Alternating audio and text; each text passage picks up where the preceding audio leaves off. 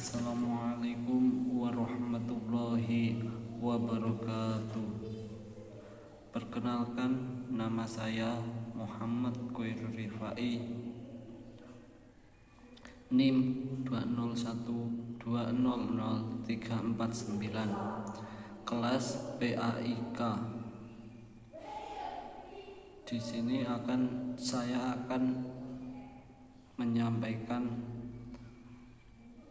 tentang demokrasi pendidikan,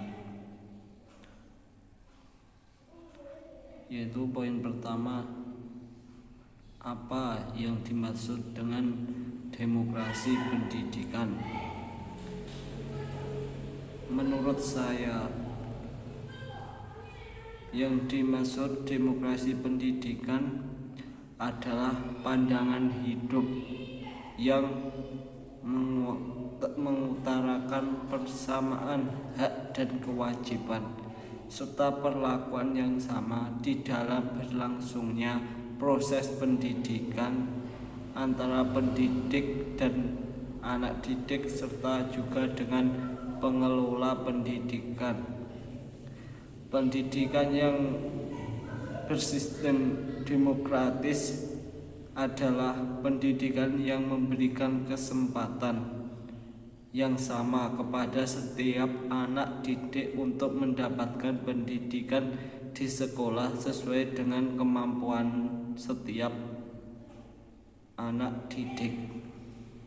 Jadi karena itulah pendidikan demokratis dalam pengertian yang luas patut selalu dianalisis atau diteliti terus dari tahun ke tahun, sehingga memberikan manfaat dalam praktek kehidupan dan pendidikan yang paling tidak mengandung hal-hal sebagai berikut.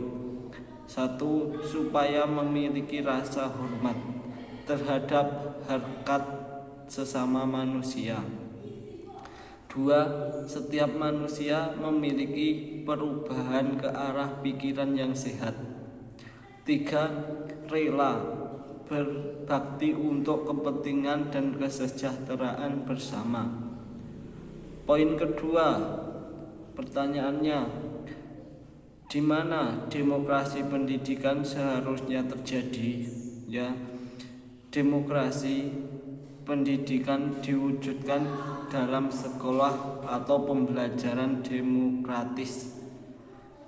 Sekolah demokratis dicirikan dengan keterlibatan antara guru, murid, pimpinan sekolah, staf, dan orang tua murid dan masyarakat dalam hal-hal yang berkaitan dengan tata kelola sekolah dan pembuatan keputusan pendidikan di sekolah yang seharusnya dipadu dengan nilai-nilai dan melalui proses yang demokratis. Poin ketiga, kapan demokrasi pendidikan diciptakan atau dilaksanakan oleh pemerintah? Jawabannya, menurut saya demokrasi pendidikan dilakukan sekitar pada tahun 1600-an.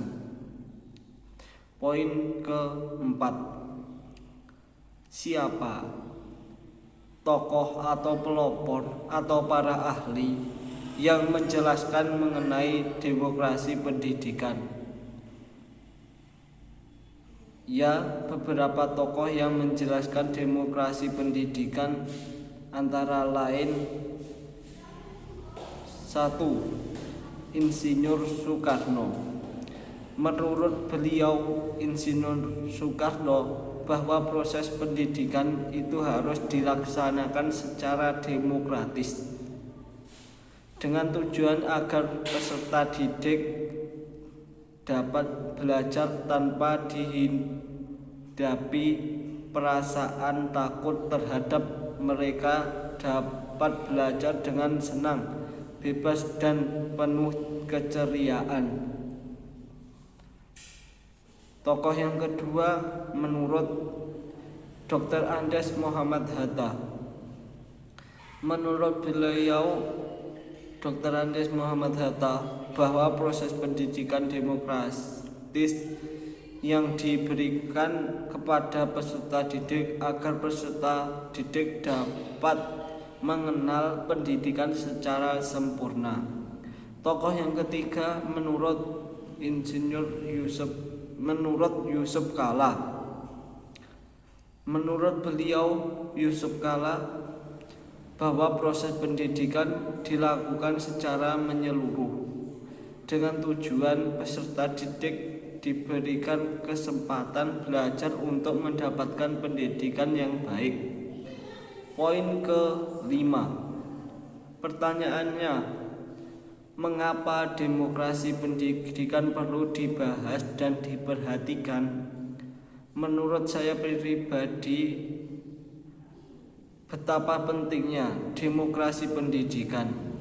Pendidikan yang demokratis mempunyai ciri adanya suasana belajar yang berkemampuan optimal menumbuhkan potensi peserta didik untuk tujuan tertentu.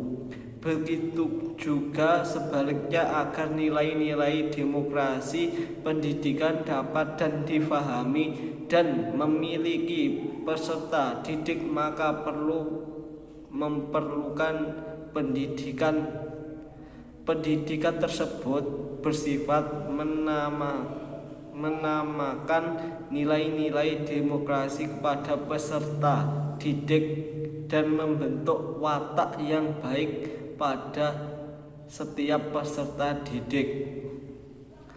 Poin keenam, pertanyaannya, bagaimana demokrasi pendidikan saat ini? Apakah sudah sesuai dengan konsep awal dan tujuan pembuatannya?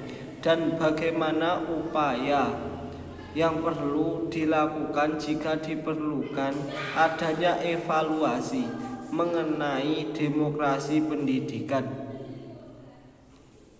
Jawabannya, menurut saya demokrasi pendidikan saat ini sudah mempunyai tujuan dengan konsep awal pembuatannya. Beberapa upaya atau usaha yang perlu dilakukan jika diperlukan adanya evaluasi demokrasi pendidikan, yaitu dapat menciptakan kondisi sekolah yang memungkinkan peserta didik menjadi dirinya sendiri atau bisa mendidik dirinya sendiri. Peserta didik dapat menemukan jati dirinya, bertindak sesuai dengan dirinya sendiri, memenuhi interest dan dapat mengembangkan bakatnya, mampu mengambil keputusan secara rasional untuk kepentingan dirinya sendiri, keluarganya, dan masyarakat. Sekian yang bisa saya sampaikan. Apabila ada kurang lebihnya, saya pribadi mohon maaf yang sebesar-besarnya. Akhiran, wassalamualaikum warahmatullahi wabarakatuh.